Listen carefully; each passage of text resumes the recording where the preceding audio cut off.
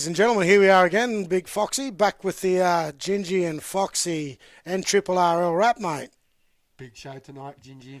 Huge show, mate. Thanks to you. You lined us up some special guests tonight, and we'll get away. We're actually going to do something a bit different tonight. We're going to start with our special guest and have a bit of a chat to him and see where he's up to with his footy career and life inside and outside of footy, and introduce him. Obviously, he's probably well known on the Northern Rivers, but I'm keen. Let's get into it.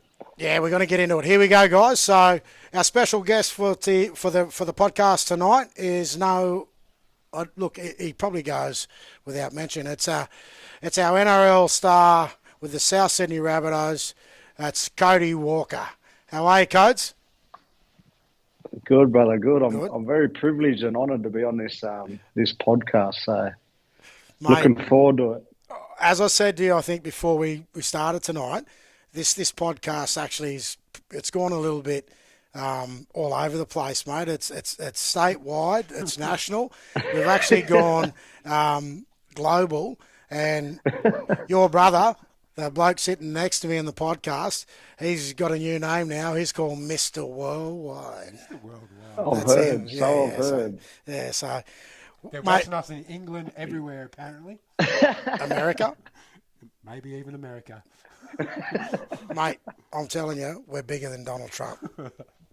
So, mate, we're going to get into it. And again, mate, thanks for taking the time out of your. I know you've got a busy schedule, mate, but I think this weekend you've got the weekend off. Is that right? Or No, we play Dragons on Saturday night. oh, Dragons on Saturday night? Oh, mate. Well, listen. I know the guy that helps us run this podcast, Goff, is an avid Dragon supporter. So, mate, I've only got one tip for you, mate. Go out there this weekend and touch the Dragons up, mate. Sorry, Goff. So, and we'll come back next week and give Goffy a bit of a roundup on the Dragons and Bunnies game. So, mate, look, again, as I said, thanks for coming, mate, and it's appreciated your time out of the game and, coming on tonight. And we might just get straight into it. Yeah, for sure, mate. Well, we just got a few things we're going to ask you tonight, and mate, again, we want to make sure that for people on the Northern Rivers, they also, for the people that do know you and the people that maybe don't know you so well, we want to talk about a few things about where you started, mate. What sort of got you on this journey that you've been on, and then also talk to you about what it's been like to get to where you are, and then obviously the other things that you're really passionate about, obviously, is your culture and your family, mate. And every time I see you on TV playing with the Bunnies, mate, after every game and even before a game, mate, I see those two young blokes hanging off you. So we'll have a bit of chat about your family as well and how that's all going. So, mate, just to get into it, obviously you're a local Guri fella here from Casino. Bunjalung Ewan man. Your dad's a local Bunjalung man here from the Walker clan. Huge Bunjalung family here on the Northern Rivers. And then obviously your mum, who's close to your heart, obviously. And she's a Ewan woman from down the south coast. Is that right? Yeah. So, mate, that being said, what does that mean for you, mate, as a man, as an Aboriginal man, forging his way through probably one of the hardest sports in this country, but to have that background, mate? Yeah, it's obviously a very, such a privilege to be an Aboriginal man and to be brought up in such a strong culturally home at Casino with my mum and dad. Like, I couldn't imagine what would have went on with our ancestors, years and years ago, and I couldn't imagine what they went through for us to still be here, strong and proud. So I'm very proud of who I am and where I come from, and I've got I'll give a lot of credit to obviously my mum and dad and all my uncles and aunties for the the wonderful childhood that I did have. Yeah, mate. And look, I know a lot of your family from over in Casino and across the region, are really proud of, not just what you've achieved in the game, but the way that you stay, strong to who you are, and the proud, man you are within your culture. and then how you portray that, you know, in the sport of rugby league particularly. But, mate, just saying that, you know, family obviously means a lot to you, you know, on all Yeah. levels as a player. You've had, you know, they've played a significant role in your footy journey, both on and off the field, particularly in the early days when you were trying to work Yeah. your way through to where you are now. How important was it, mate, to have those supports around you when you were going through your good Yeah. times and maybe your not so good times to get to where you are? Yeah, I think, you know, they're very, very important. Obviously, my earlier years, as you know, growing up in the country, there's not much opportunity, you know, for rep sides or being selected in or being signed by NRL clubs. So you pretty much any rep side that you do have, you're in the car for 2 or 3 hours to, you know, sometimes get to training or a game on the Gold Coast or whatever that may be. And, you know, mum and dad sort of sacrificed, you know, a lot to get me around and drive me to places. So, you know, for them to be able to do that, you know, to even give me a chance to be an NRL footballer, yeah, I'm quite lucky to have those sort of parents. But I moved away as a 17-year-old kid to the Gold Coast, and you know, I was homesick in the early years of those 3 or 4 years when I was there. But as I said, like I didn't have a license, and any little appointment or physio appointment or whatever that may be, my mum would drive up from casino the night before to take me, you know, to where I needed to go because I wasn't comfortable catching. I wasn't comfortable catching public transport, or I didn't, you know, like relying on people who weren't, you know, a part of that circle. So, you know, mum being mum, just sort of jumped in the car, whatever night it was, just jumped in the car and, you know, whatever is needed, you know, she just done. So, you know, as that time went on and you started to grow up, I probably didn't appreciate that at the time because I was so young and just dumb. But as you grow up and have kids of your own, you understand the importance of, you know, having your parents sacrifice so much just to give you, you know, a little bit of a chance to make NRL. Who knows what would have happened? Mum and Dad wouldn't have known if I would have made NRL and forged this career that I did, but they just done it just because of, you know, that's what they do as parents. Yeah, so mate, that's a massive effort. I mean, just to hear that story, like you're living on the Goldie as a young teenage bloke, just left casino. You know, the difference between a town like Casino and then moving to one for a better term, a small city like the Gold Coast, and then having your mum, mate, the sacrifice it takes for any parent to be able to jump in a car. Back in those days, mate, I could remember back in those days the M1 wasn't even finished, you know, so jumping in a car from Casino to go to the Gold Coast to take you to a physio appointment or to get you to something that you need to do for your footy would have taken in excess of an hour and a half to 2 hour drive. That's just one way. So more, so that's a and massive... that's after a day of work and, you know, driving up, staying at home, and then driving me to a 5-minute appointment, then driving home. Like that's crazy. Like it's funny. I mean, looking back in those situations, Code, and you've said it, mate. You don't. I think whether it's a rugby league player, whether it's life in general, as you get older and you look back at those sacrifices that our parents have made for us to be able to do what we do now and have the lives that we've got today, you just shake your head because, you know, that in itself speaks volumes for, you know, how close your relationship is with your mum and dad and particularly your mum, mate. I know, you know, not long back, you know, one of the toughest times in your life, and you know, it sort of played itself out while you were down in Sydney as well.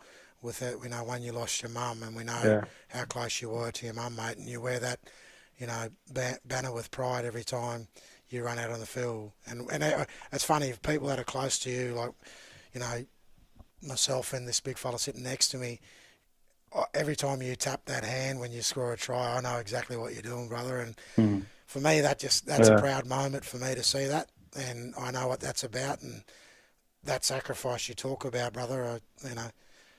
Those people. Yeah. You know. Yeah. Look, I think when that situation happened with Mum and we lost Mum, it was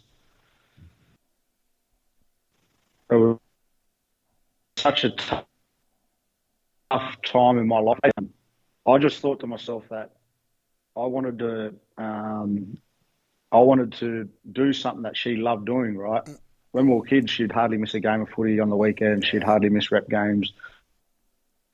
She was always there. She was the only one that I can count on to be there. And when all that happened, it happened so suddenly. I just wanted to get out there and just play footy because I knew that's what would have made Mum happy. So, and again, Mum never really wanted the attention. She was always a quiet one in the back. Yeah.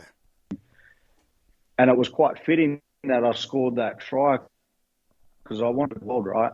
And gave her a kiss, and it's given me this,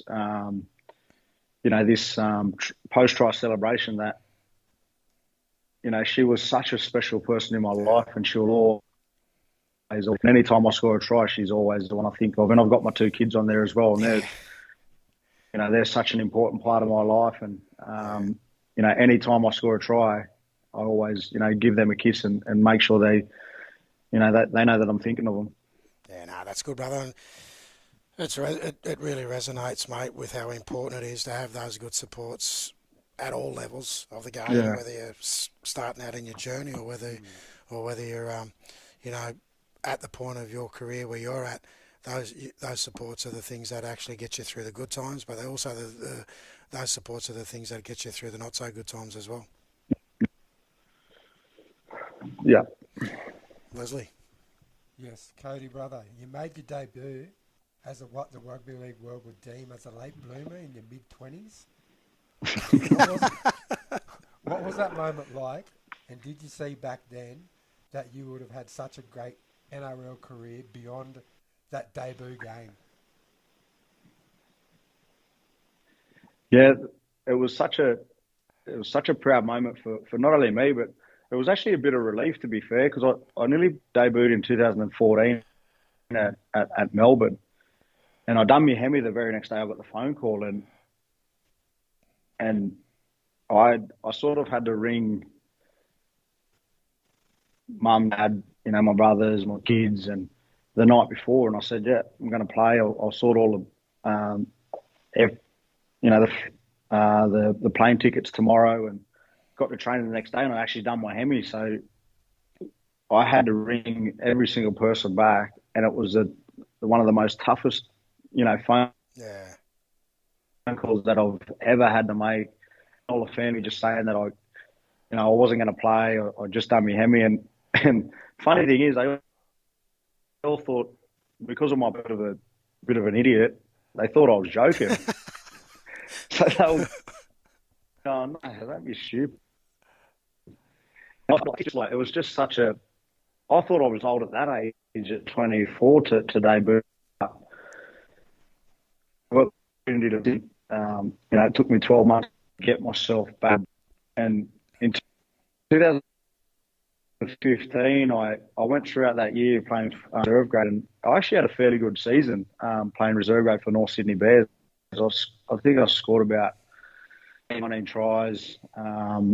Had a decent year, and I thought there was opportunity that year that I could have played for. I was in there knocking on the door, and I was getting like, and Michael Maguire at the time, he was like, he said, "Oh, look, I don't know whether that's going to transfer the way you're playing in reserve grade. I don't know whether that's going to transfer into first grade." And I was, as a kid, I'm like, well, sort of put me there. Like, I don't know if I'm going to do that. Like, I just want to crack. The season went out, and at the back end of the year, we had our end of season review. Yep. And by the end of the year, I started to really question whether, I was fit to play first grade. I started to, question my ability. I started to doubt whether I was good enough. And I'd had one more year of left on my contract. As a 26-year-old man, I'm thinking if I don't play next year, it's over for me.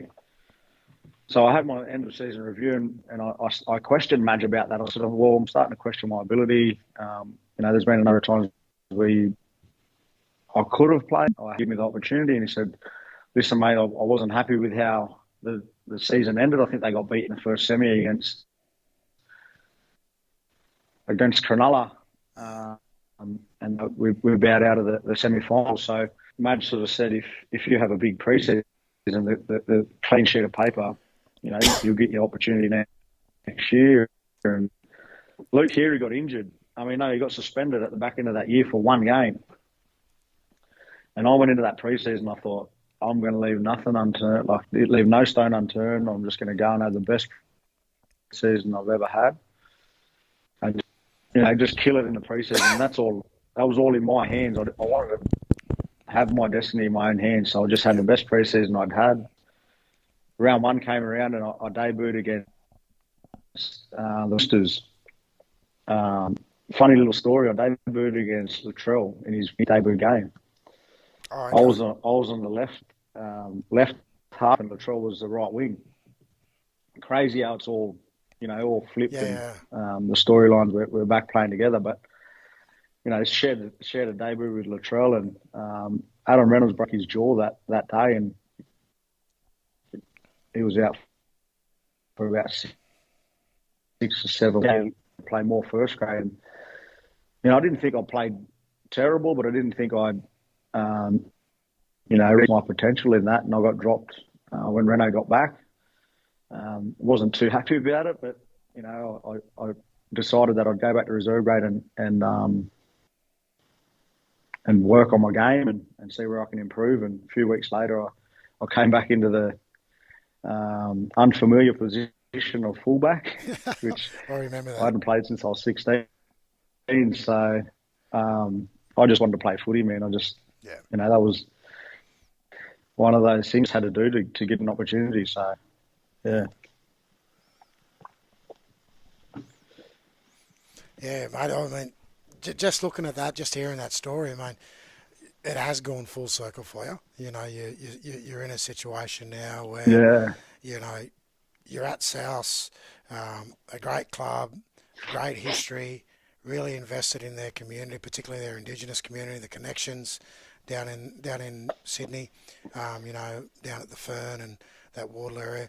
What's it like being involved in such a culturally invested club at the highest level of professional sport, mate?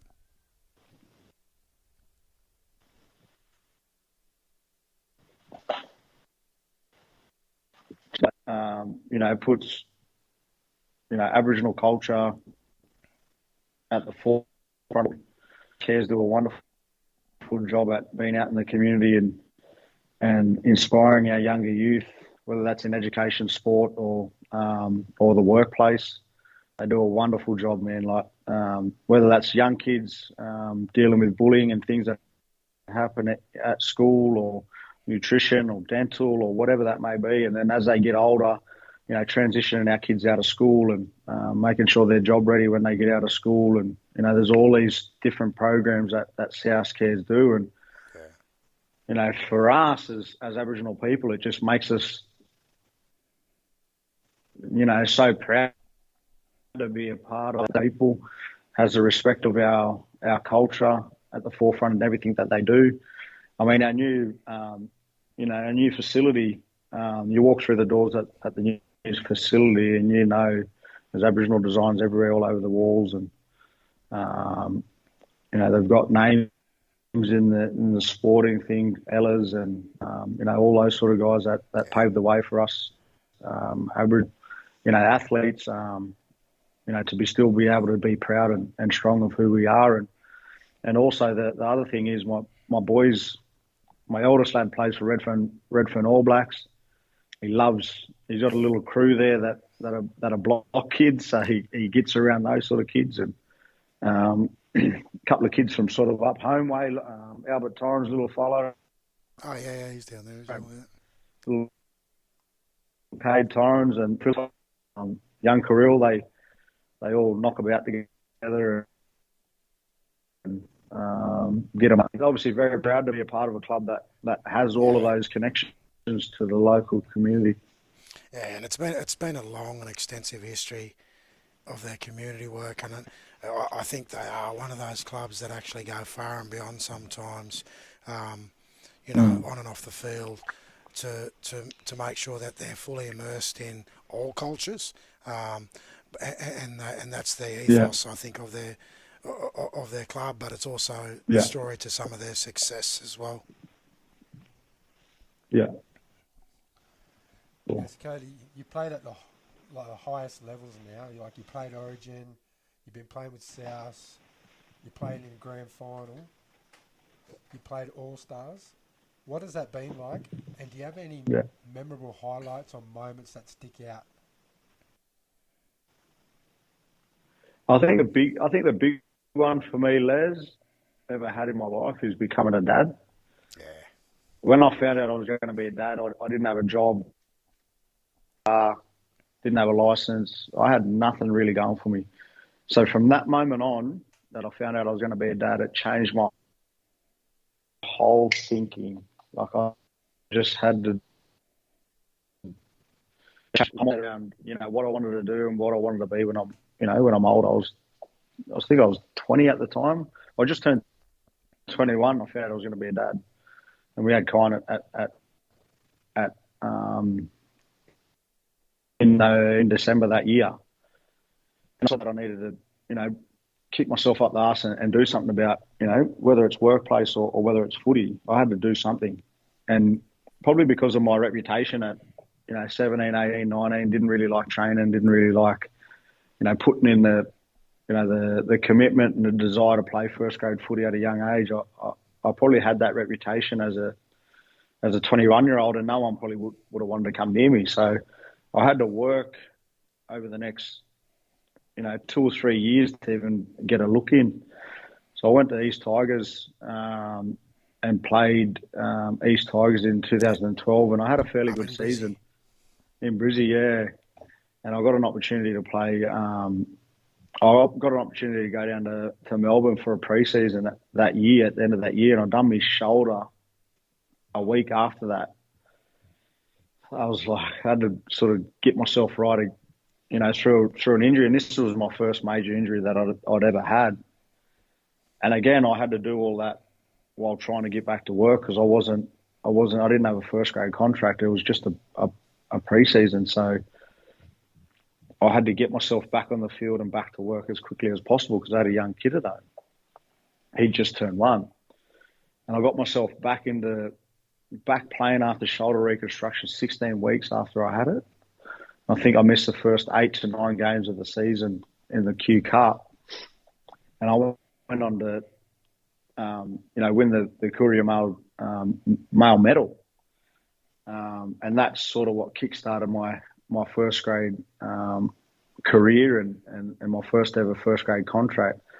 But if you talk about the moments on the footy field from that moment on, after I just I found out I was going to be a dad. Probably the big one for me is just, it was their first year having the All Stars. I was at home on the Gold Coast on a single foam mattress, watching it on TV. And I think it might have been 10 years down the track. I can't really remember. And it was my first ever time being a part of the All Stars, and they picked me as captain. I was like, where I was to where I got to, it was such a big moment culturally for me because I know how much it means to, and not only me, but my dad, my brothers, all them little black kids in casino and all those little black kids anywhere in remote communities, what that means to, to represent my peoples is such a huge honour and such a proud moment. We went on to win that, and it was it was against the first time the Maldives played in that that fixture. They changed all the fixture of the All Stars, and we were the first ones to play against the Maldives, and it was such a such an eye opener seeing how culturally strong the Maldives were coming over, singing their songs, doing the haka, speaking their lingo, and us as Aboriginal people, or as All Stars, we were sort of blown away by how much they knew, and we sort of envied that because, of what our people is that a lot of that was lost, not completely, but a lot of our people couldn't practice culture, couldn't practice lingo. So while it wasn't lost completely, we had to build ourselves back up to be that resilient, strong people that we know we are. And to see us go over to New Zealand this time this year, that camp was just such an amazing camp that we got over there, and we just bunkered down in this New Zealand hotel, and we were culturally strong every single night. Do quadri, get up, sing songs in lingo, and it was just, and to have my boy sitting there with me was just like these moments you just can't.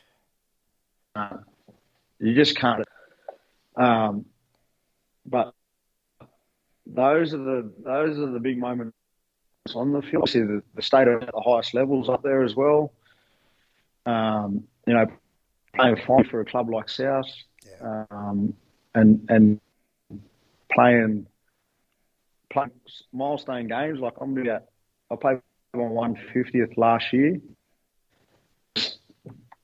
Every single milestone I play is such a big achievement just because of. I was going to say that, mate.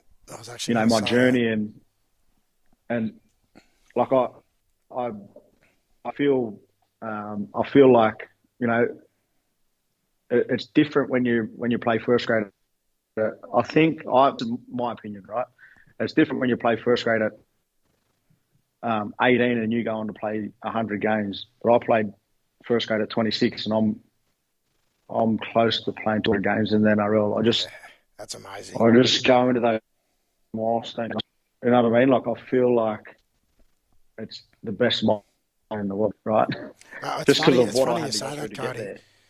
Just hearing you say that, you could see the passion in your voice, and you could hear that really come through and resonate. Yeah. And I know that those milestone games for you mean so much. It obviously means a lot for your family. But mate, I know for people like me and Les that have seen you come through, mate, I can remember watching you play junior league here for Casino, many, many years ago. And, I'm not going to say you were a great kid. You're a bit of a terror. And seeing you go through all that, and then seeing you go through what you've explained tonight in your journey in rugby league, mate, I know, even in the darkest times when some of those things that you talk about, possibly happening when you're a lot younger, and to hear you say tonight that here you are making your debut post 25, and then, you are a leader now within the South. You're a leader as a person within that club and in the community. But, mate, you're going to be pushing 200 games soon. And I think you said it earlier, who would have thought, mate, that, the opportunity that presented itself all those years ago, and maybe the one that didn't with Melbourne, was one of those things now you can look back on and go, well, maybe if I did debut with Melbourne, it could have went on a different pathway. But here you are, and you're pushing towards that milestone of 200 games, mate. It's amazing. Well,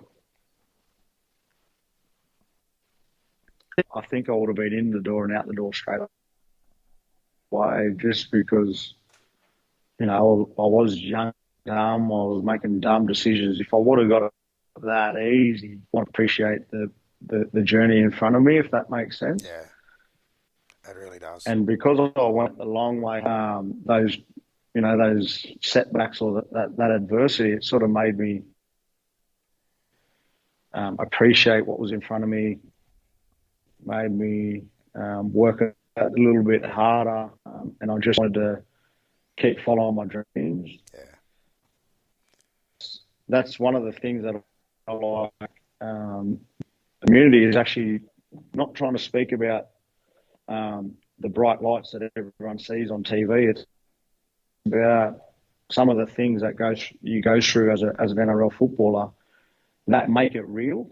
Because a lot of people see NRL footballers and they think that they play on TV, everything's glitz and glooms, and nothing really. But we go through some of the similar stuff that everyday people go through. And I love getting home and speaking about that, because I know what growing up in casinos like. I know what my story can relate to a lot of kids on the North Coast and in the Bundjalung region. That a lot of kids probably had more talent than me when I was a young kid. A lot of kids. But it's about, going through some of these issues that you go through as kids or as you get older, and trying to bounce back straight away, or trying to deal with them in a way, and then focus on what you need to do next, to improve whatever that issue is, and thinking of the bigger goal, if that makes sense. Yeah, no, it does, mate. Well, it does for me. I don't know about Les. It takes a lot for make sense for this big fella. He's just giving it to me all the time, isn't he? Mate, just saying that now, obviously, looking forward for you. So where does Cody Walker see himself post-rugby league and in life after footy? Career-wise, family-wise, with your boys? I know they're a big part of your life and will always be a big part of your life. So, and even within that community aspect, mate. So, I know I still think you've got a lot of football left in you, but obviously you're also planning ahead about life after footy. Yeah. I'd like to go to England for a few years and try the Super League out. That's obviously down the track, and I'd love to keep playing till I'm 40, 41 if I can. We'll call you Cliffy. Cliffy Walker. But post that, I'd love to, I think there's a bit of an opportunity to go into coaching. I'm not sure whether I'd like the head coaching responsibility. I'd love to go in and, focus on that assistant coach role and run the attack if I can. I think that really that interests me a fair bit, because since I've come into grade and I had the coach of Anthony Seibold, he sort of brought the spine in, and we'd have a meeting every single week about how we wanted to play, or what sort of shapes we wanted to do, and it was good to sit in there with Reno, Cookie, Greggy some weeks, and as those years went on, it just, your knowledge of the game just evolves and you get better and better. And some of the things we do today, we still do it today. We have a great relationship with Benny Horn, who's won a comp down, pivotal role at fullback 5'8", and we got a great relationship with him, and we just sit there and talk about how we want to play. So that interests me. Obviously, the community work and inspiring our young kids to focus on a bigger picture. It doesn't necessarily have to be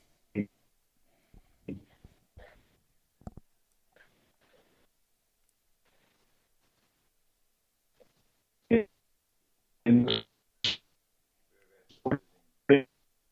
world.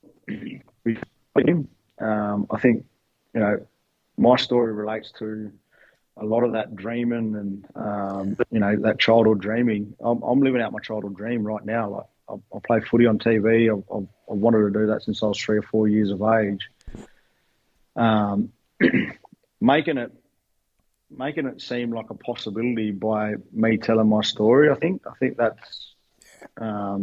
that's got some value in that, going back home and telling my story and doing that sort of stuff. So I've got a number of different options that I've got, and I'm at possibly the best club in the world in terms of doing that. With what I was actually going to say that with the South Cares, programs and what they do in the community. So I'd love to go in that sort of space. Yeah, mate, it's funny you say that. I mean, I sit back here listening to you talk about it, and I actually think that would be a good thing for you.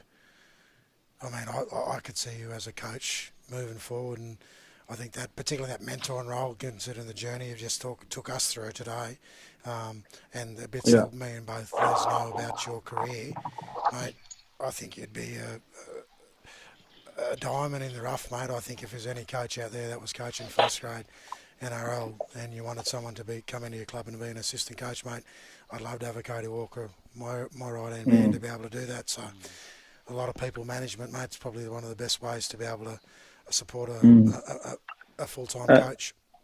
And I think the other thing is when my career's over is making sure that my kids are well supported, because, unfortunately, because of my schedule, I'll miss out on a lot of, that, weekend sport if I'm playing away, and, taking them to different things and training and all that sort of thing. But making sure that, once everything's done, I've got plenty of time to make sure my kids are well supported at games and training and all that sort of stuff. So, that's good. Showing them the way, I think, I'll make sure that, I missed this one out, but one of the highlights in my life is, my kids are ball boys with me majority of the time at South. And I remember one game, I think it might have been the first couple of games where Kyan was ball boy, my oldest lad, and I'd scored a try, and he came up to me and he shook my hand, and I'm like those are the moments that I'll cherish for the rest of my life, right? It was because not many kids have the opportunity to do that, and not many dads have the opportunity to share that with their boys. So anything I do or anything I do outside of South or with South, I'll make sure my boys are across it, and if they've got the opportunity to be there right beside me, I'll make sure that they are. That's great, Bruce. Also, who knows, there could be a job for him here on the Gingy and Big Mate, is there room for 3? I don't know. Mate, there's only one Mr. Worldwide, and we'll keep him, but we'll see how you go, Code. Look, if you keep up this work, mate, you might be lucky and get a gig with the Gingy and Foxy rap. Last question I got for you, Cody, is what would your message be to any of these young players that are on the same journey as you, looking to make an NRL career or a career pathway in football? I think the big one for me is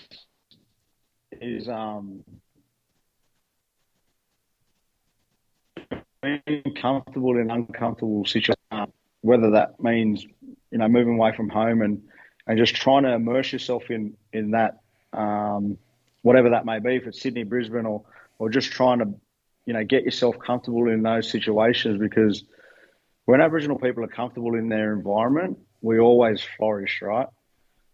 I'm not from Sydney. I never liked Sydney as a young kid, but when I moved here and made this a home, I flourished in my rugby league journey. So, but also having the ability to enjoy the journey as well, like back yourself. Aboriginal boys, Aboriginal girls, they flourish when they play with a smile on their face and they're enjoying their footy and they back themselves. So there's a couple of different advices there for you. No, thanks, brother. I mean,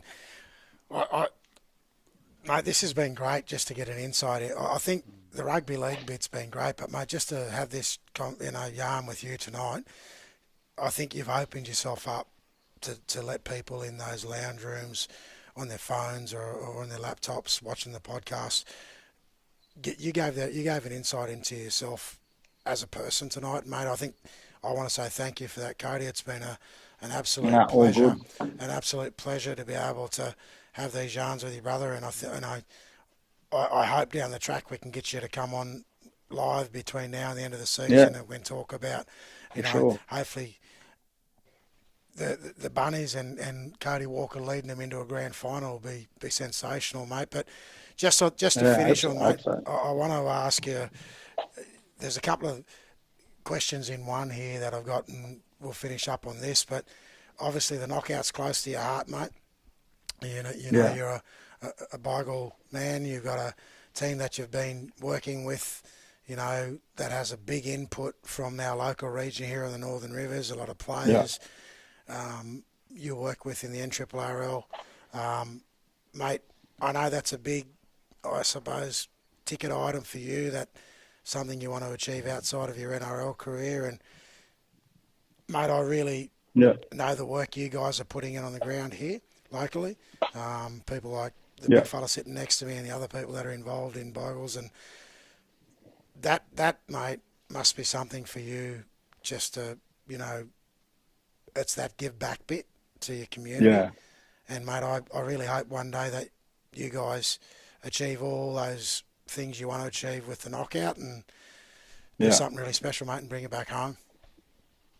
Yeah. I think, that's one of the, first and foremost, obviously, knockout weekends on grand final weekend, and that's always, our main focus when we're going into pre-season is we want to be, playing in the NRL grand final. But if by chance we get knocked out, my first thought is just, where's the knockout? What are we doing? You know what I mean? Like I'm still working that out as we speak. But I've won a knockout with Mindaruba, and I've always wanted to win one back home. And one of my dreams or goals is to bring it back to the Bungelang country. I don't think that a club has won it from the Bungelang region. Correct me if I'm wrong. Actually, no. Tweed.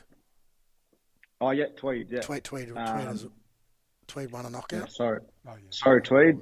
But, yeah, I'd love to bring it back to, Lismore Casino, Ballina, wherever that may be. We're all one. But one of the main things that we wanted to do was be different and not just focus on one weekend of the year. Yeah. We wanted to be out in the community and do, I suppose, improve the kids' lives in those communities. With that, with those community stuff that we do, the mental health program that we run, and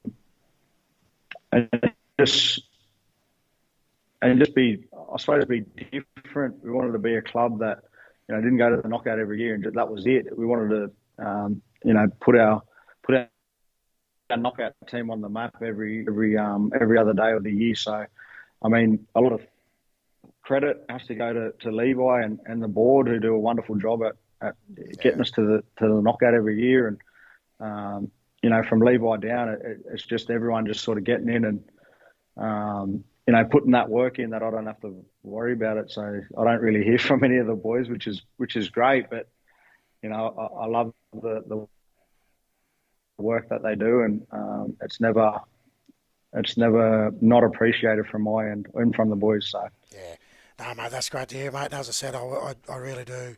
I mean, obviously that we wish you all the best with your success at South, and mate, I'd love to see you guys playing in a grand final this year, I think within the next 2 years. I have no doubt, mate, that you guys will be premiers outright, mate, and it'll be great to see, because I know the work you guys put in on and off the field, and the same with what we just said about what you are doing back home here with Beagles and the work you do there. But just on a finishing note, mate, you've got a big brood of brothers.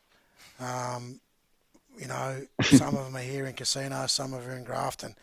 But, mate, there's one in Grafton that tells me, as much as you get the limelight down in Sydney and, you know, you are where you are and whatever, he still tells me every time he sees me, he's the better walker. Is that true or what? We call him Cody's other brother. I'll leave it up to the wider community to come up with that. I'll have to get Mr. Worldwide to... No, I think that's the beauty of playing in a knockout is that, you know, I don't get to play with, you know, my brothers all year round, and you know, I'm the youngest of four, so they used to flog me around as a young kid, and it's probably what taught me, you know, about toughness and everything like that was because of I got flogged around. But the beauty of the knockout is I get to put on the jersey with my brothers, and it's one of the proudest moments that I'll get playing rugby league is putting that jersey on, you know, with our family on our back, but also side by side with, you know, all of the Bunjalung boys, but most importantly, my brothers. It's funny you say that, mate. I think every time I watch you do things on a footy field, you know, for South, and also when you play at Origin, and the commentators and all the fans are going, oh, you know, Cody Walker, look at this, and he does. And I'm thinking, he's probably done that about 25,000 times in the backyard with his brothers. And it's just so natural. And you can only get that growing up in the type of family you grew up in, mate. So credit to you. Credit to your family, mate. Thank you. We're proud of you, mate. Keep doing what you're doing. You're a great leader for our community, and, mate, you're a great person. And, you know, as I said, we wish you all the best for the rest of your season, mate. And I just hope, you know, one other thing happens outside of tonight, and that's you get a phone call, and hopefully it's from, mate, I'm a Queensland supporter, but New South Wales needs a Cody Walker after what they did on the weekend. But, so, mate, yeah, look, all the best for the rest of your season, mate. Thanks for coming on. We really do appreciate it. Hopefully one day we can get you back here, mate, and get you on a live podcast and have this yarn again and have a talk about some other things in rugby league. Thanks, brother. Thanks, heaps, brother. Stay up. Loved having you, brother. Thanks for having me.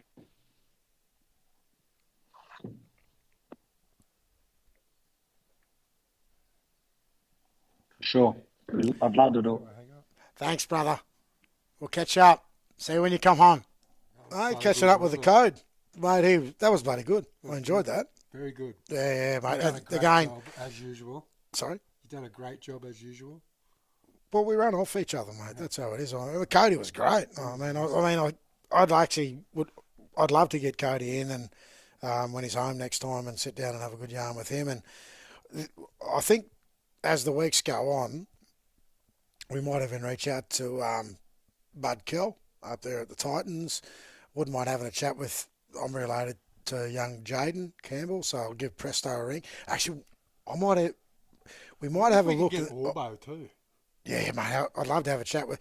Look, we're going to have to work hard with Goffey in the coming weeks to start looking at some of these guests now that we've got the technology. Mate, we can get Goffey to, how do they say? Hook us up, Goffey. And we'll have a few more conversations with a few other players that have come through our wonderful system here in the NRRRL and gone on to bigger and brighter things and, you know, done some wonderful things as players. But I think Orbo's in the coaching part of a sort of system down there at the Roosters. As I said, we've got, you know, we'll have a chat with Presto down the track and see how he's going. I mean, he was one of the big reasons why we got the All-Stars systems going. But that's good. We've got some big things planned for the NRRRL wrap. Awesome. Thanks, Cody, for your time. Yeah, thanks, Cody. Really appreciated that, mate. And I think it was great. It was great. So now we're going to have a look at the last weekend's round. We're going to do the Around the Grounds. Here we go, mate. Let's get straight into it. Tweed v Lower. Close game. Tight game this one was, wasn't it? Tight. We actually said it was going to be a tight game. I tipped Tweed Coast. You did. I actually tipped Lower. 18-12. Close game. Close game down at the new graveyard at Yamba. Was it? Was that Tweed? Oh, was it at Tweed? Yeah. There you go. Well, I don't know what they call there. It's not a graveyard. It's a sand patch. So It's a hard Tweed. ground to play at. It's a hard ground to Good play at. crowd down at Tweed. Yeah, mate. They They love always that get a footy. good bunch of people turn up and watch their games, and they've got a great supporter base. But yeah, mate, just got away with it, 18-12. So I think they had Rossi out on the weekend. I think he played cup. So he makes a big difference back in that team. But From all that's a big reports- effort by Lower, though, all mate. reports Again, I hear, Drew Lanson had a really good game. 13, but played like a Played 6. 13, Played like a 6. Yeah, so Good stuff, Tweed Coast. Congratulations. Tweed Coast got away with that one, 18-12, and jumped straight in the next game, mate. Upset. This was Bounce an upset back. to me. Bounce back week. Keep them alive in the top 5. Mullumbimby 30-14 over Moolumbar Mustangs. At Moolumbar. At Moolumbar, mate. And I think they play for the Cookie Cup too. Okay. Yep. I think I said this last week. Unbeknown to us, I actually thought that Moolumbar would be a lot stronger last week going into that game. We played them the week before. We thought they'd bounce back. But we did say if Moolumbar didn't show up, Mullumbimby will put in a performance. And if Mullumbimby get this win, that's Moolumbar's season over. I think they're gone. You think That's they're it. gone? They're gone, mate. They can't come back from there. They'll have to win 8 in a row, the back end of their season, to make top 6. Congrats, Mullum. 30-14. That's a big win. Mate, At- you know what it at does? Moolumbar. You know what it also does? Keeps Mullum in the top 6. Keeps Mullum in there. Yeah, so in they're the hunt. fighting hard. Well done, Mullum. Even with the loss of that whatevs we had last week, young Willie Hammond, who's now gone to Brothers. So well done to Mullumbimby, Cody, and the boys up there, and mate, great bunch of blokes up there at Mullum. As I said to you last time when we played them up there, I went back and had a beer with the boys, and never felt more welcome at the Mullumbimby clubhouse. So, well done to Mullum, mate. They're having a great season so far, and there's 8 more weeks left, and if they can continue what they're doing, they're going to be there or thereabouts, mate. Yeah, good stuff. Next game, over to you, mate. Next game. Well, let's go to the Coogin versus Marsh Brothers game. We talked about you said the whatevs. I did say the whatevs, big Marsh hit. Brothers had an in. Yeah, mate. Willie Hammond started at 6. Good pick up for him. Good pick up for him, mate. He was actually good. I watched this game. He was actually good for Brothers. It was, look, when the game started, it was pretty open. The weather conditions looked okay. Where it was a bit of a wet weekend. But, mate, the second half, it absolutely bucketed. Oh, mate, and it was You used to love playing in the rain, didn't you? Yeah, every now and then. It was the only way you could slow those fast fellas down, sort of thing. But, mate, it bucketed down and it became a slugfest. Yep. Even at that point, I still thought Coogin at points looked a better team, but Brothers just dug their heels in, mate. I tell you, young Krause I think that was Krause's best game. He was huge, mate. I think he scored one of their tries, had a hand in another one. His running game was great. But, mate, Brothers created the upset Of the round. of the season. Of the season. You're going to say season. Mate's upset of the season. Mate, 16-12. Mate, their Brothers' first 6 to 7 weeks haven't been great. No. Look, Mate, we've talked about them going through. One of them played. Yeah, one. Connor. Is it Connor Zeeble? Okay. He played. Play. But I'm not quite sure what's the other. Yeah, he didn't play. But Greeny was in. Greeny was in. They had a good pack. Brothers were just defensively. They were just more hungry. They defended really well, mate. But I'm calling it the upset of the season. It's 8 rounds in. Everyone in this competition, even us, we wrote Brothers off. And, mate, this could be the turning point for Brothers' season. Turning point, And if they can actually start to get a few on the trot, Look out for brothers. Look out for brothers in the back end of the season. But we've got them in about 3 weeks. So David Mead playing? Oh, I didn't notice him. No, mate. No, I don't think he did. Congrats, brothers. Congrats, brothers. Well 16, done. 12 winners. Al and the boys, Al Petty down there, doing a great job as a president. Those young blokes that have stuck thick to brothers, you know, young Krause, Paulie O'Neill, the addition of, Willie Hammond into that team. I didn't see his offside of Wally Kell. I don't think he played. Okay. But in saying that, mate, gutsy win, mate. Well done. Good stuff, brothers. You're moving now into the competition, so good to see, and it's great for the competition whenever brothers are playing good as well. Yeah, good stuff. All right, we'll move into our next game. Northern United versus Byron over at Byron Bay. Well, mate, this time Sunday last game. year, mate, same situation going down to Byron. We're a little bit undermanned that day. Mate, Byron put the cleaners through us that day, and the start to our season's been great. You know, we're doing all the things that we need to do as a group. The whole club, our ladies tackle, ladies league tag, under 18s, reserve grade aren't going so great, but they're the most integral part of our club because those are the guys that come up and down every week. They're never the same week in, week out because of either myself taking players and or injuries and whatnot. But, mate, I'm going to really credit our boys. We were very disciplined again. We played a good brand of footy. We talked about playing up-tempo and really taking Byron on through the middles. But everything was built on the back of our defence. If there's one area of improvement in the Northern team this year, defensively we're a really good unit. We've learnt how to defend in the good times, but we've also learned how to defend in the tough times when we need to.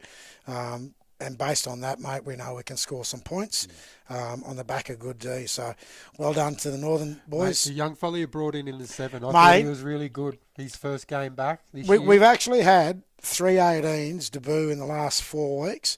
We've had Alistair Moran. He debuted 4 weeks ago. Young Waylon Caldwell on the weekend. Waylon Caldwell, he debuted on the weekend. He was good on the wing too. He was great, mate. He's a halfback. After playing a full game of he's mate, I'll tell you, he comes from good stock. Everyone should know his old man, Anthony Robinson. But, mate, this kid's the next big thing. Mate, he's the real deal. He's a good young footballer. Good young footballer. The other young kid we've had from our 18s debut last weekend was Rashawn Brown. Mate, he's played heaps of rep footy. Good young kid. Big unit. And, mate, ton of ability. Young Rashawn Brown, mate, keep an eye out for this kid. He's going to be, I think, one of the big go-to players in this competition in the years to come. He's a big unit, big forward, runs a great line, defends really well. Bit of speed too, mate. Yeah. So, but outside of that, mate, we had a young kid that debuted for us last year, start for us in the halves on the weekend, in young William James Jr., or as we call him, young Willow. Mate, he's, again, talking about good stock, mate, he's old man's a legend in this competition, old Will. Yep. Old Willow James. Won premierships with Ballina. Mate, this kid, he's a 6'7". I liken him a lot to Nico Hines. He's got the same body shape, plays a similar brand of footy. He's a dual registered kid with Tweed Seagulls. I think he's part of their Colts system. And whenever he's not selected with them, he comes and plays for us. Mate, I'm going to be honest, if Tweed don't want him, I'll have him for the rest of the season. That's how good this kid is. He was our players' player on the weekend. He was solid. He was solid, mate. Not just in attack, but in defence too. He really aimed. Mate, and I'll tell you, Byron Bay, mate, they're a good team. They're a bloody good team. And credit to our boys, mate. We withstood the Byron big forward pack. We did our job defensively, as I said, and we come away with the win, 42-16. So, great stuff. I'm still not sold at Carney playing hooker. Mate, neither am I. On it, but mate, Dally M, I just think I think he's got to go back to 6. Back in the half If somewhere. Byron are going to progress in the competition, Dally M has to go back to 6. 7 or 6. They have to find a 9. I know the 9 they had last year's gone to Coogin, but I haven't seen him play first grade, which is, what's the young kid from Tweed? Rexy Johnson. I'm not quite sure where Rexy is, who he's playing with this year. He has played for Balambal before, but I haven't seen him with Balambal this year. It was rumoured he's going to play for Coogin. He hasn't started with Coogin this year. He was integral to Byron's, progression in last year's, and he's not there. So Byron are in desperate need of a 9. I don't know whether they have a 9 and he's injured at the moment, but get Dally M out of a 9, mate, and back into a 6 because his kicking game wasn't noticeable. His direction, the young kids they've got, I think, are great, but I think their work's in progress. So, it was a good 2 on the weekend. Bit of banter, me and the Mickey Foster. Sideline banter with Mickey. Look, me and Mickey have got a long and extended relationship. We're good. We're like brothers, mate. We're both, had a long and extensive careers over at Ballina, but, mate, we both give as hard as we get. We don't pull punches. We're very boisterous. And I was copping it from the under-18s and reserve graders from Byron. On the hill. Sitting on the hill. You never cop it from people on the hill, do you? Mate, this year, Every week. Mullen Bimby gave it to me, all those young kids. I think they were like 14 and 13 as well. I reckon all these teams going, let's sit behind the northern bench. He's Benji. He's an easy target. And they're right. No, look, I've had a good talk to the boys and I've had a good talk to my coaching staff. Mate, I just wish every club had a box because I'd quite happily sit in the box and do my thing. But stand on a sideline and copping it from behind, oh, God, it's tough. So, yeah, look, we got to win and we progress in the competition. 42-16, we maintain our position on the ladder. And I'm happy just with where we're at. And the crazy thing for me is, and the scary thing for us is, I think we're only seeing 60 to 70% of where we want to be. And we've still got so much room for improvement, and that's scary. I can see as the weeks go on, they just look better and better. Yeah, they're gelling. Better. So, last game, mate. Ballina. Last game. I actually went down Ballina and Casino. Did you do something? I did do something, but we'll get into the game first. What was the game, mate? Ballina, Casino, at Ballina. At Ballina. All day. Oh, it was all day. I wasn't there all day, but the games was on all day. Goffey was there all day. Poor Goffey. But the Ballina Seagulls, mate, just too strong. 46-0 against Casino. Casino tried hard. Ryan Walker played. He did. Played fullback. Mate, he hasn't played fullback since his days. I think he's played fullback a bit. Oh, mate, I haven't seen him play fullback since he was at Penrith. He's played fullback. I think he's played fullback a little bit in the Newcastle comp as well. Okay. 5'8", second row. I think, well, just before he came home, he was playing in Newcastle comp. He played a lot of back row, lock, and 6. Centre. But I haven't seen him play fullback since. He actually didn't play there very long. He actually moved up into the halves. Okay. Yeah. No, that's probably where but, he's mate, more suited. Casino tried hard, but Ballina just too good. Mate, being at the game, yeah. Did Ballina pull out all stops and play their top side, or did they? Yeah, they had everyone full strength. Okay, there. Well, that's good. Apart from the ones that are injured, like young. Because I think after last week, Young Sirenen's been out since he played Northern. Yeah, with a knee and he's still injury. probably a few weeks away. Yep. Ant Coleman's back. Yeah, the hipster. The hipster's back. Dance floor. He got up me and said, "Mate, I didn't do it on the dance floor when he see me too." We know you were on the dance floor. We know you're on the dance floor. Settle down. It's okay, Eth. We know you got all your moves from your dad, so it wouldn't have been a good dance. It would have been a slow dance.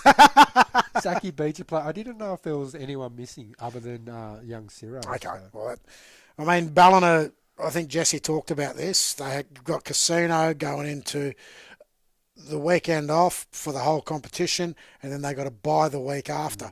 So they're going to come back in 3 weeks, and I think every game between then and the end of the season, they'll be at full strength. Yeah. So they're going to be tough to beat. Every team now are going to be chasing Ballina. We don't get to play them again this year unless we get to the finals. Actually, we will play them again this year in finals footy. So, that being said, congrats to Ballina. Congrats to Ballina and Casino, mate. Keep working hard, Ryan. Don't give up the ghost, mate. It'll happen, and it's a work in progress. And I've been in those situations the last few years, and you know you got to stick it out, and you reap the rewards in a few years to come in a rebuild phase. So keep your heads up, Casino. Keep playing hard, and just keep turning up every week, mate. In our last game, Evans Head beat the bye, mate. Evans Head, 2 points. 2 points. 8 points into the competition now. Yep. We said that they were, just needed a start. They had a 1 point win last week. Bye this week. Going into next week's round. This week. Yeah, so, they're going to be pretty healthy going into the back end of the season. So Evans Head, the Bombers. Let's look out for them going into the back end of the year. I can't wait for round 11. The NAIDOC game between Northern and Evans. It'll be jam-packed. I think it'll be one of the most watched games over that weekend in round 11. And I think we're hosting that game down at Oaks Oval. Mate, I think if there's any clubs that play on a Saturday, mate, and if there's any supporters wanting to see a great game of football, get down and watch that game round 11, Evans Head v Northern in the NAIDOC round of the NRRRL competition. Yep. So next weekend off this weekend. So mate, long weekend. I think everyone gets a long. Yeah, junior league, senior league across the whole of New South Wales country. It's the King's birthday weekend. I say the King's birthday because his mum's not here anymore. So long weekend, June long weekend, always a weekend off of rugby league. Every team that we've just mentioned needs the time off. Gives you a chance to get over all those niggling injuries, bumps and bruises, be fresh going into next week. Let's have a look at the next round when we're back after the break. Okay, let's go straight into that and have a look at that right now. So going into round 9, we've got Tweed Coast Raiders v Northern up at Oaks Oval. I think that game will be played on. It could be played on a Sunday. I think it was scheduled for a Saturday. There could be a change of venue, but we'll keep you posted on that. Yep. So that's the first game in round 9. The second game, Les, is the Mullumbimby Giants up against the Byron Bay Red Devils. Mate, Mullumbimby's performance over Moolumbar and Byron Bay at Mullum, tough game. These are always tough games between Mullumbimby and Byron. This is Byron's season on the line. This is Byron's season on the line. Yep. Mullum really wants 2 points to keep flying. And Mullum need to win that game to stay in the 8. Yep. In the 6, sorry. So, yeah, as I said, tight game, close game. I'm not even going to pick a score in that game. I think we're going to leave that alone. I'm tipping Byron. I'm going to go Mullum. Okay. I'm going to go Mullum. I actually think Mullum can get him. Good. So, be good forward battle. I like when we're different. Mate, we're going to go over and gobble. The Moolumbar Mustangs and the Gobbles down here at Gobble Town. Kyogle Turkeys. Mate, this is going to be a close game, I'm thinking. I actually think I'm going to make a prediction. Travelling very well. No, they're not. Their season's over. Kyogle's they're looking for. I know. I said Moolumbar. I hope you take it to heart, but I'm calling your season over. I don't know.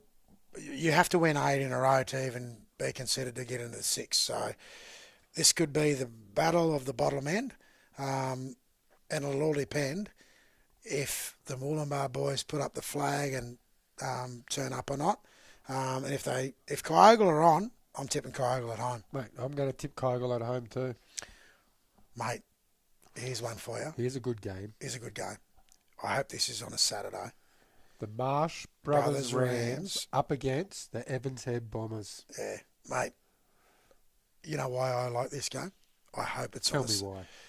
Well, if we play on a Saturday, it means Brothers are playing on a Sunday. But if we play on a Saturday, Brothers are playing on a Sunday. So we're going to watch this game either way. I'm going to go there. The reason I like this game isn't just because of where they're sitting on the table. You've got welcome home, Kennedy boys. Ooh, I forgot about that. So there's a bit of spite in this game. It'll be interesting. The Kennedy boys are now with the Bombers. Yes. Ex-Rams boys. They've been at Marsh Brothers for quite some time. Mm-hmm. You probably call them, you can even call them old boys. They've been at Brothers for that long. I'm tipping Brothers. There's a bit in this game. I think there's a potential for it to get a little bit fiery. I'm tipping Brothers.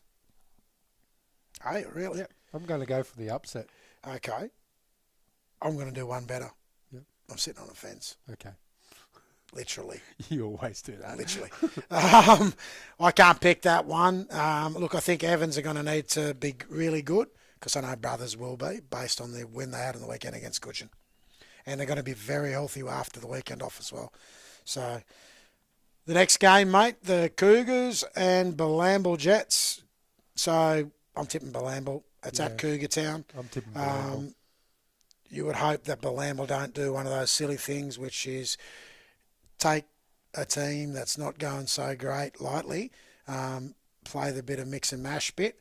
I think the big thing that we've never factored in since the start of the season, we've questioned the Bilamble bit, since they are the premiers from last year, with the NRRRL point system now, where every first grade team has 100 points to work with within their players every week, Bilamble will work with 80.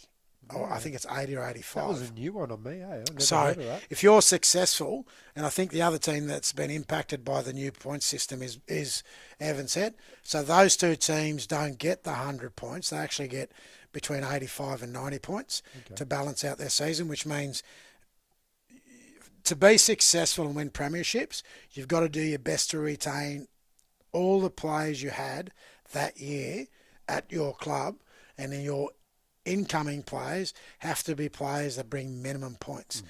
And I think that just, people say that the way the NRRRL competition is at the moment and the scores that are being put out there, the teams that are fluctuating, I actually think this new point system evens the whole competition out because you had the north and south thing, you had people saying, we need to do a different sort of draw. I actually think the current point system is the evener out. And that, based on that, is why you see such closeness in the competition at the moment. Yeah. Mate, next game, Lower Clarence versus Coogin Hornets at Lower. I'm backing Lower. I'm backing Lower. I'm actually backing Lower too. And if it's on a Saturday, I'm backing Lower even more. The reason being is Coogin struggled to travel. Their last week's performance against Evans Head wasn't satisfying enough for me to say that they've got to go another hour and a half down the road and play against a very tough Lower team who are doing great things in the competition this year. And I think they're going to be it's not going to be no walkover down there, mate. It's going to be a tough gig. Yep, we're both going Lower. So we're both going Lower. The next game, I'm tipping Ballina.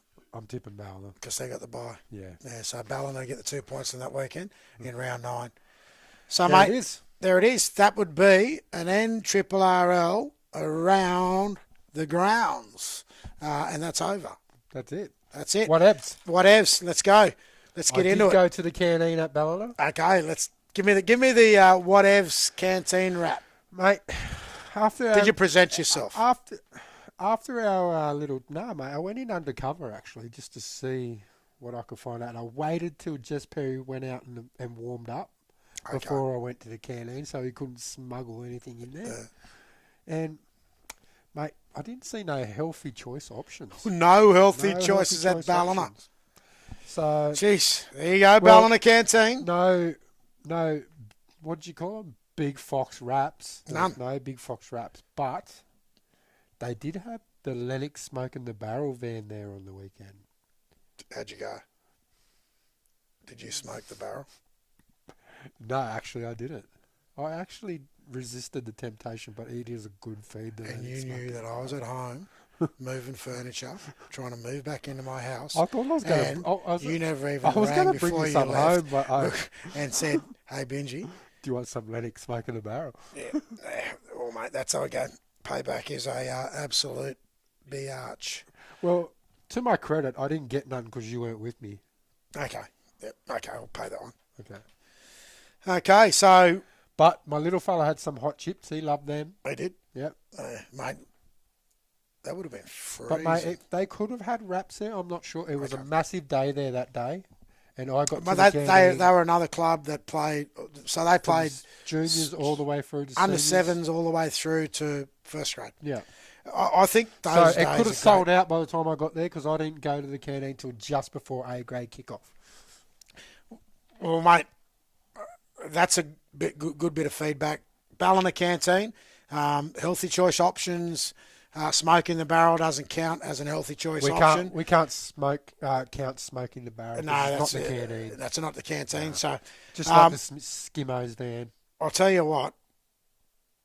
Based on that, I know you didn't want me to go there, but my whatevs. You're going to go there. Yeah, I'm going to go there. My whatevs is, I just want to ask you, mate. Yeah. Based on our last podcast, I know you didn't want to have a bet. I think we're finished. My whatevs. I think we're finished. My whatevs. What happened to New South Wales?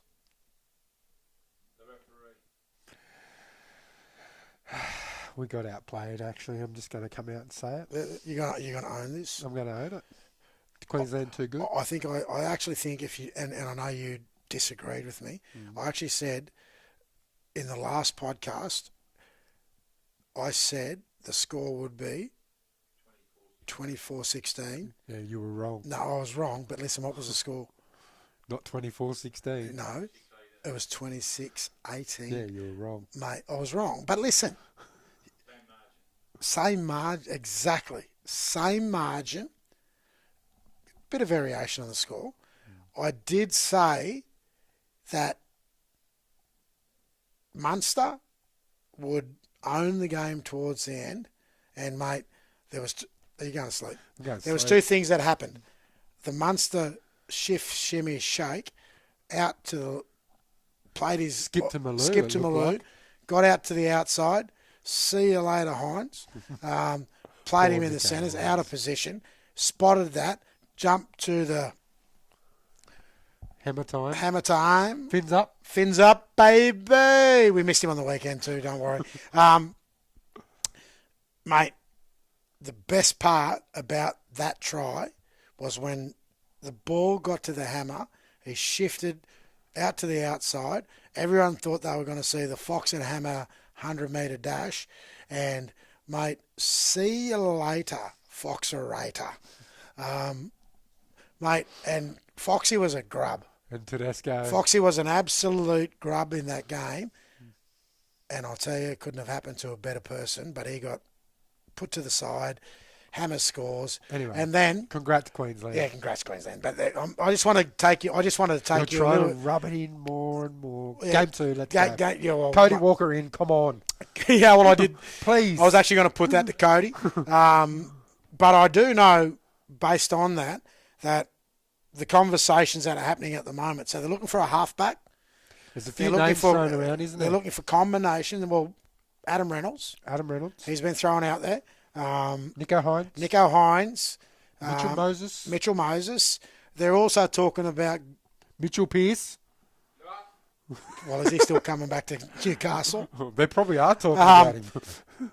The bigger thing in that is that based on that, those three players we've just mentioned, none of those have a combination with Luai.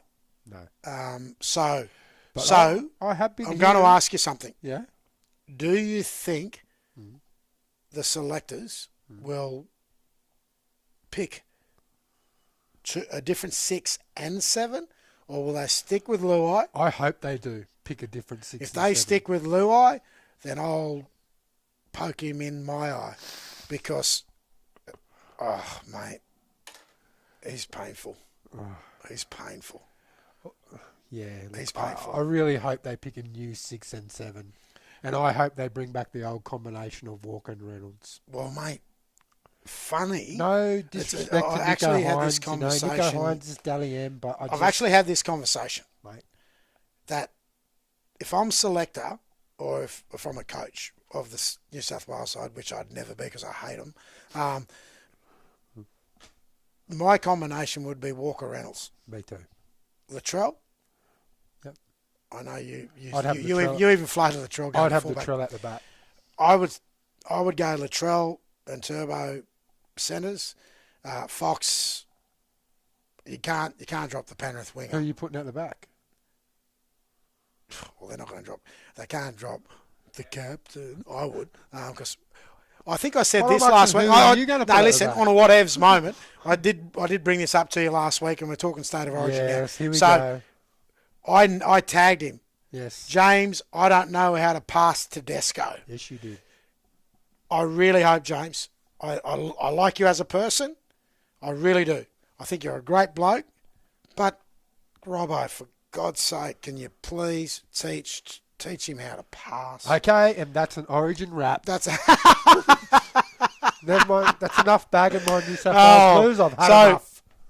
Outside of that, mate, probably the other whatevs is, for me, the current NRRRL top 6 ladder. Have we got the ladder? Mate, I want you to have a look at it. I think the current ladder... Let's see if it's updated. See if it's up. Go and check if it's up. But the reason I'm saying is it's a whatevs is simply for the fact that you've got... How many games have we played? I think we're in round 8. So it's not updated. That's not updated. No. So the reason I'm saying that is you've got Mullumbimby maintaining themselves. You've got Balamble, Ballina, Northern maintaining themselves. Coogin drops down. Tweed Coast comes up to 5th. Coogin drops down to 6th spot and just hanging on with lower. Yeah. So, the next 3 weeks in this competition, I think the top 6 can settle themselves in the next 3 or 4 weeks. Yeah. We've got 8 weeks left before we get to round 16, but the top 6 can be sorted within the next 3 weeks. And I honestly believe that. It's what happens in those 3 weeks. I think the 5th and 6th might drag on a little bit longer, but I think the top 3 could cement spots if they want to in the next 3 weeks. Next 2 to 3 weeks. Yeah.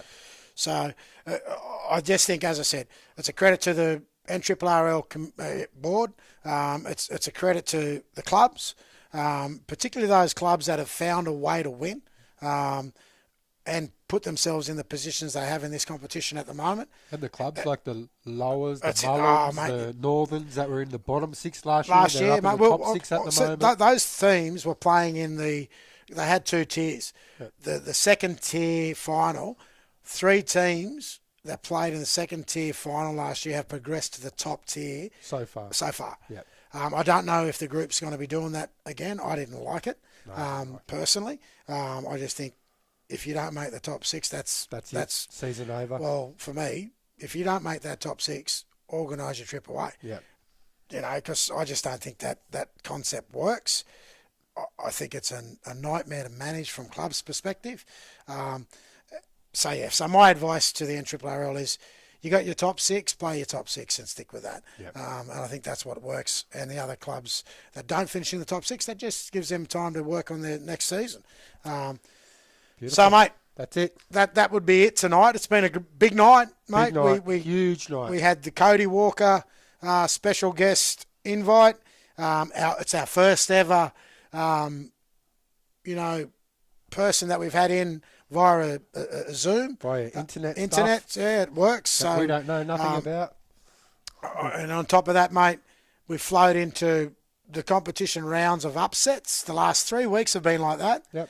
I just want to say, I think, I said this at the start of the season, everyone believes that the NRRRL is the second best competition in New South Wales country. The way this competition's playing itself out, I think it's actually the best competition in New South Wales country at the moment because of the evenness across the whole competition from 13th spot to the first spot. Every team is out having a real good crack. Very healthy competition. And the next 3 to 4 weeks, oh, God. Strap yourselves in. Strap yourselves in, guys. Get right. If you get out and watch some footy. Get out and watch these teams play and tussle and hustle and go hard and really set this competition alight the next 3 to 4 weeks. And then fold up your chairs, put them away, wash them down and get them ready for the final series because this is going to be one hell of a final series this year. Yeah. So regardless of who makes the top 6, I think this will be the most competitive top 6 in the NRRRL's history. Uh-huh. And I think that'll play itself out. And I think it'll be a credit to the competition and the clubs that are, progressed themselves to the point where they're playing in that top 6 finals footy this year in the NRRRL. Beautiful. That being said, that's it. On behalf of the Gingy and the Foxy, we just want to say thank you to the viewers. Thank you to all of our sponsors, Mark Goff Media Sport. We've got M&K Business Solutions, Sarwood Building Supplies. We've got Security. Hearn Security, who's outside waiting for us. And we've also got Strutty's Sports, the Koori Mail. And we've also got one more. Think about it. M&K Business Solutions. For all your business solutions and questions, M&K Business Solutions. Get out there, contact Mitch or Kylie at M&K Business Solutions for a good business solution. And that, my friend, is a NRRRL wrap.